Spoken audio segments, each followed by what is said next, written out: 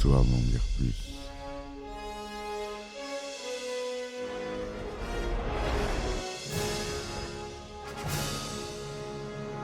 Eh ben attendez, on est en France. Allez, cul sec. Hop.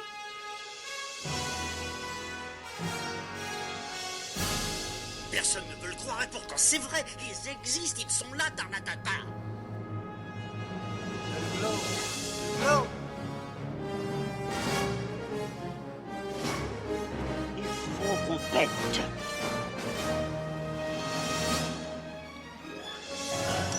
Voyons, circuit branché, convecteur temporel temporisé. Bonjour, bienvenue sur Histoire d'en dire plus.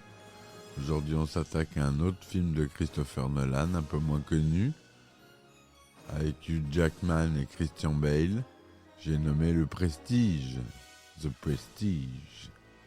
C'est parti, mon kiki. Alors, Le Prestige ou The Prestige est un film américano-britannique réalisé par Christopher Nolan, sorti en 2006. Adapté du roman éponyme de Christopher Priest, publié en 1995, le film raconte l'histoire, qui suit une structure de narration non linéaire, de deux prestigiateurs britanniques de la fin du XIXe siècle, engagés dans une dramatique rivalité. Le film connaît un certain succès commercial et obtient de bonnes critiques. Il reçoit également 2 nominations aux Oscars du cinéma. Alors, en acteurs principaux, on a Hugh Jackman, Christian Bale, Michael Caine, Scarlett Johansson et David Bowie. Ni plus ni moins. Hein. Donc, là, on a un casting béton. C'est produit par Syncope Films, Touchstone Pictures, Newmarket Films et Warner Bros. Pictures. Le film dure 130 minutes. Durant l'ère victorienne, le magicien Alfred Boren est accusé de meurtre de son rival et ex-ami Robert Angier. Ce dernier s'est noyé au cours d'un tour de magie après être tombé d'une trappe dans une cuve remplie d'eau et verrouillée. L'exécution du tour ayant apparemment mal tourné. Seul témoin présent sur les lieux, Borden est condamné au vu de la vieille rivalité qui s'oppose à Angier. Dans l'attente de l'exécution, Borden reçoit le journal intime d'Angier et commence à le lire. Quelques années plus tôt, en 1897, Alfred Borden et Robert Angier travaillent comme assistants d'un maître de la magie, le dénommé Milton le magicien. Dans un tour particulièrement dangereux, durant lequel l'épouse d'Angier, Julia, Piper Perabo, ligotée, se libère d'une cuve hermétiquement fermée et remplie d'eau. Un jour, Julia se noie sous les yeux de son mari Angier, car Borden a utilisé un nœud de corde inédit que Milton avait refusé. Borden affirme être incapable de se souvenir du nœud qu'il avait réalisé, avec l'acquiescement silencieux de Julia. Les hommes se séparent alors, et Borden fait carrière seul sous le nom du professeur. Il embauche un ingénieur du nom de Fallon, et épouse une spectatrice dénommée Sarah, jouée par Rebecca Hall, avec qui il a une fille. Jess Angier, quant à lui, devient le grand Danton, un nom qui lui avait été suggéré par sa défunte épouse. Il est aidé par l'ingénieur Harry Cutter, Michael Caine, et embauche une jeune assistante nommée Olivia, qui est jouée par Scarlett Johansson. Angier, déguisé, commence sa vengeance en tirant un coup de feu avec une véritable balle sur Borden pendant un tour de magie de celui-ci, lui faisant perdre 2 doigts de la main.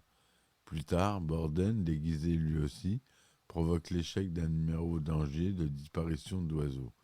Tour de magie durant lequel l'oiseau est tué devant le public mécontent. Une personne est même blessée.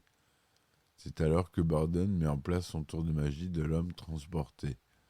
Dans ce tour, où Borden se transporte d'une caisse à une autre, Cutter est persuadé que le magicien utilise un sosie. Angier engage alors un homme qui lui ressemble, Gerald Root, afin de reproduire ce nouveau tour de magie qu'il baptise le nouvel homme transporté. Mais Angier est frustré d'effectuer la majeure partie du tour et de laisser les acclamations et les applaudissements du public à son sosie, Root. Il confie donc à son assistante Olivia la mission de se faire engager par son adversaire Borden et de lui voler son secret. Olivia tombe amoureuse de Borden, mais fournit à Angier le journal de Borden dans lequel il écrit tous ses tours. Hélas, le journal est codé et impossible à décrypter sans le mot-clé. Mais Angier n'est pas au bout de ses peines. Lors d'une des représentations du nouvel homme transporté, Borden déplace le matelas sur lequel Angier était censé atterrir. La chute cause une blessure à Angier, tant physique que morale. En effet, Borden ne se contente pas de estropier son rival, mais il l'humilie en montant sur scène et en faisant la publicité de son propre spectacle. Fou de rage, Angier capture Fallon et exige le secret de l'homme transporté en échange de la vie de l'ingénieur. Borden accepte et écrit son secret qui est aussi la clé de son journal, Tesla. Perplexe, Angier se rend dans le Colorado afin de rencontrer Nikola Tesla et découvre ce qui semble être le secret de Borden, une machine permettant de se téléporter. Malheureusement, la fabrication de cet engin est longue et coûteuse, c'est pourquoi Angier loge dans un hôtel non loin du laboratoire de Tesla. Angier, toujours attelé au décryptage du journal de son rival, y apprend une terrible nouvelle. Borden avait anticipé sa venue au Colorado et Tesla était une fausse piste. Ivre de colère, il se rend chez Tesla mais découvre que la fameuse machine fonctionne bel et bien, quelques réglages supplémentaires étant encore nécessaires, et qu'elle ne se contente pas de téléporter le sujet, l'objet, l'animal ou la personne y entrant reste sur place et est intacte, tout en se dédoublant quelques dizaines de mètres plus loin. La machine crée donc des clones parfaits. Tesla est contraint de s'enfuir quelques temps plus tard et livre à Angier la version finale de son invention, lui conseillant tout de même, dans une lettre, de ne pas s'en servir. Poursuivant son obsession, Angier n'y renonce pas et repart pour Londres avec sa nouvelle acquisition. Borden, quant à lui, est déchiré entre la relation qu'il mène avec Sarah et celle qu'il mène avec Olivia. Sarah lui reproche de ne vivre que pour ses tours et se suicide. Angier est enfin prêt à réaliser le véritable homme transporté. Le public, ainsi que Borden, lui aussi présent dans la salle, sont stupéfaits quand ils aperçoivent un clone d'Angier qui se matérialise à l'arrière de la salle. Borden, bien qu'ayant remarqué une trappe sous la machine d'Angier, ne parvient pas à comprendre comment celui-ci aurait pu parcourir cette distance en moins d'une seconde. Lors d'une autre représentation, Borden s'introduit dans les coulisses et voit Angier en train de se noyer dans la cuve où il vient de tomber. Borden tente de briser la vitre du réservoir pour sauver Angier, en vain. Cutter arrive sur les lieux et Borden est arrêté pour le meurtre d'Angier, le clone ne s'étant pas manifesté dans la salle. Quelques années après, Borden attend dans sa cellule l'heure de son exécution. Lord Caldlow, l'homme qu'il a accepté de remettre son plus grand secret, en échange de quoi il adoptera Jess, sa fille, lui invitant ainsi d'être confié aux soins de l'État, apparaît enfin. Il s'agit d'Angier, ou du moins de son clone rematérialisé. Toutefois, celui-ci refuse de découvrir le secret de Borden, jugeant de toute façon que celui-ci devait être moins bon que le sien. Borden est pendu. Lorsqu'on lui accorde une dernière parole, celui-ci se contente de dire « Abracadabra ». Borden meurt, la nuque brisée. Mais Angier se fait tirer dessus peu après dans l'entrepôt où se trouve sa machine par un homme en qui il a surprise de reconnaître Borden. Mourant, il comprend alors qu'il s'agissait en fait de frères jumeaux et Borden lui explique que lui et son jumeau vivaient en fait la même vie et jouaient le rôle de Fallon à tour de rôle. De même, l'un est amoureux de Sarah et l'autre, celui qui a été pendu, d'Olivia. Dans un dernier flashback, on voit la méthode utilisée par Angier pour son tour, la machine de Tesla créant un double de lui-même, pendant que le premier Angier tombe dans une trappe et se noie dans une cuve remplie d'eau. Angier meurt, non sans avoir dit à Borden qu'il a toujours su que celui-ci était le meilleur magicien que lui, mais qu'il n'a jamais compris le plaisir qu'on pouvait ressentir à voir la foule admirative devant un tour. Borden quitte l'entrepôt dans lequel on voit toutes les cuves servant aux noyades d'Angier. qui commence à brûler. Borden part retrouver sa fille, que Cutter est en train de distraire avec la réapparition d'un canari. Voilà pour l'histoire. C'est assez. Il y a pas mal de flashbacks. Il faut le voir plusieurs fois ce film. Il a plusieurs niveaux de lecture. Le film dure 130 minutes, 2h10. Donc c'est pas mal. À la musique, on trouve David Julian. Au décor, Nathan Crowley. Montage, Lee Smith. À la production, on a Christopher Nolan. C'est tourné en couleur 35 mm 2/35 en Dolby Digital. Le budget de 40 millions de dollars. C'est sorti aux États-Unis le 20 octobre 2006 et en France le 15 novembre 2006. Hugh Jackman joue Robert Angier ou Gerald Root. Christian Bale, Alfred Borden. Michael Caine, Harry Cutter. Scarlett Johansson joue Olivia Wenscombe. Rebecca Hall, Sarah Borden. David Bowie, Nikola Tesla. Andy Serkis joue Mr. Halley. Piper Perabo, Julia McCullough. Rogers Rees joue Owens, etc., etc. À la suite du succès de son roman, Le Prestige, Christophe Priest est approché par des producteurs pour une adaptation du livre à l'écran. Priest a été impressionné par les films Following et Memento de Christopher Nolan. Et la productrice Valerie Dean soumet donc le roman à l'attention de Nolan. En octobre 2000, Nolan est au Royaume-Uni pour assurer la promotion de Memento et lit le roman de Priest. Il en discute avec son frère Jonathan Nolan lors d'une promenade dans le cimetière de Highgate. Il sera le cadre d'une scène du film quand Angier enterre vivant Fallon. Un an plus tard, les droits d'adaptation du roman sont achetés par Aaron Ryder de Newsmarket Film, studio de production qui a financé Memento.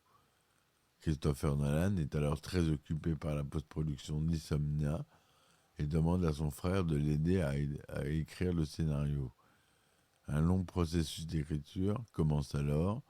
Les deux frères travaillent par intermittence sur le scénario pendant plus de 4 ans. Ils mettent en avant la magie de l'histoire à travers une narration théâtrale, minimisant les descriptions visuelles des tours de magie. Le scénario, en 3 actes, est délibérément structuré autour des 3 éléments de l'illusion présentée, la promesse, le tour et le prestige. Nolan explique qu'il a fallu longtemps pour comprendre comment adapter à l'écran les techniques très littéraires qui conduisent l'intrigue. Les points de vue changeants, il y a des journaux dans les journaux et des histoires dans l'histoire. Trouver les équivalents cinématographiques de ces procédés littéraires a été très complexe, dit Nolan. Bien que le film soit fidèle aux thématiques du roman, 2 changements majeurs seront effectués durant le processus d'adaptation. L'intrigue secondaire spiritualiste est supprimée et la partie de l'histoire à l'époque moderne avec les descendants des 2 magiciens a été remplacée par les scènes de Borden en cellule à tendance à pendaison. Après avoir vu le film, Priest a approuvé les changements opérés, affirmant que le script était incroyablement brillant et regrettant de ne pas avoir eu certaines idées introduites dans le film.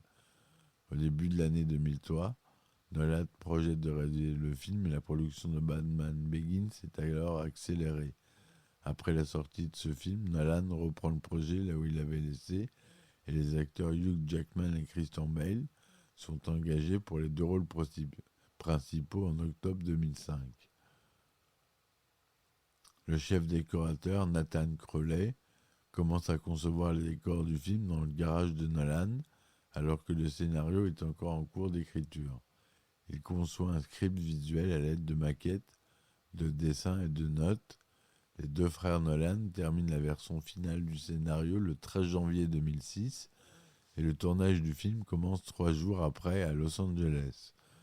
L'équipe de décorateurs repère à travers la ville environ 70 lieux qui pourraient ressembler au Londres de la fin du 19e siècle.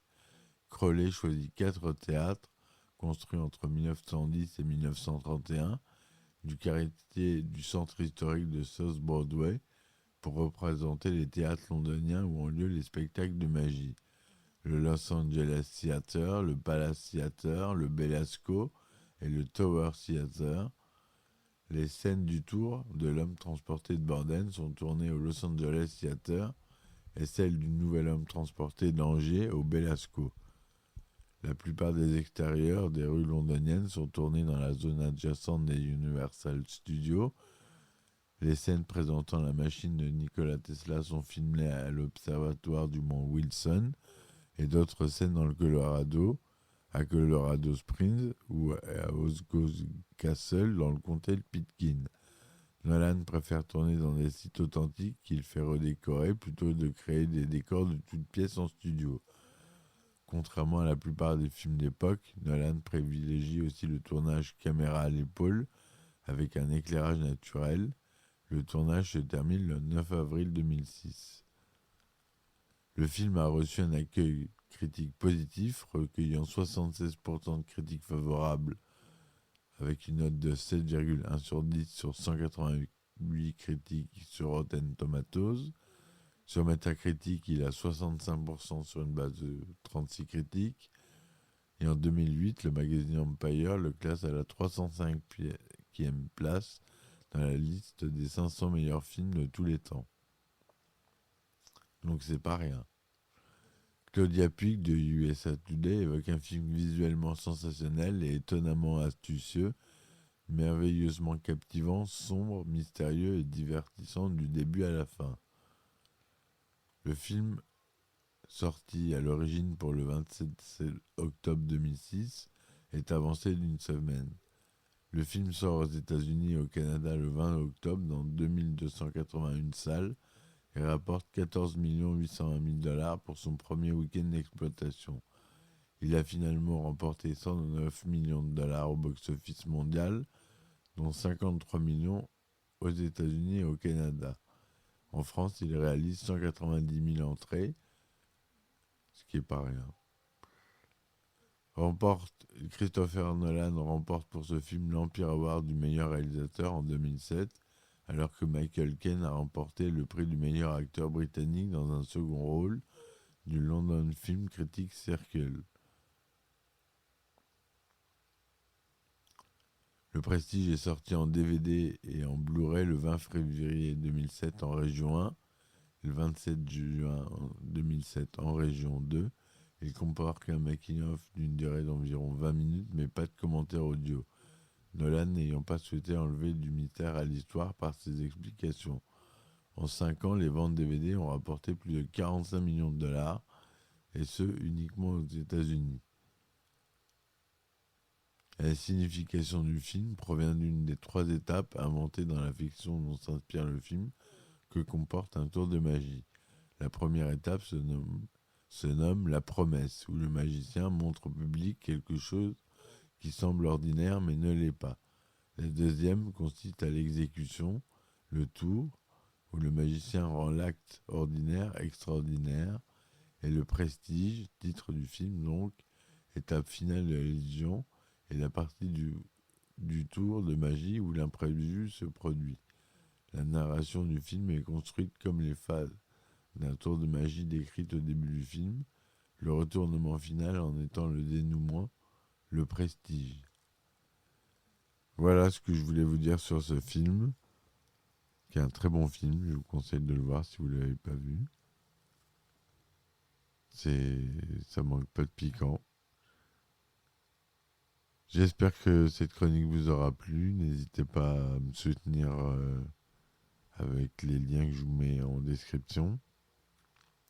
Sur Ulule, Tipeee, Patreon. Il y a des épisodes inédits. Voilà. Je vous dis à bientôt. Et ciao ciao.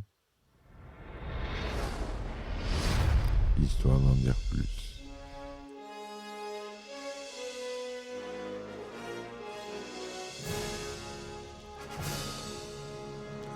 Eh ben attendez, on est en France. Allez, cul sec. Hop.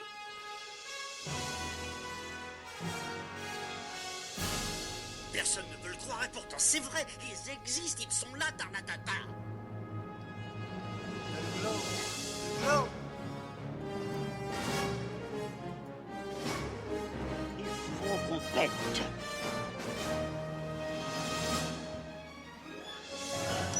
Voyons, le circuit branché, correcteur temporel temporisé,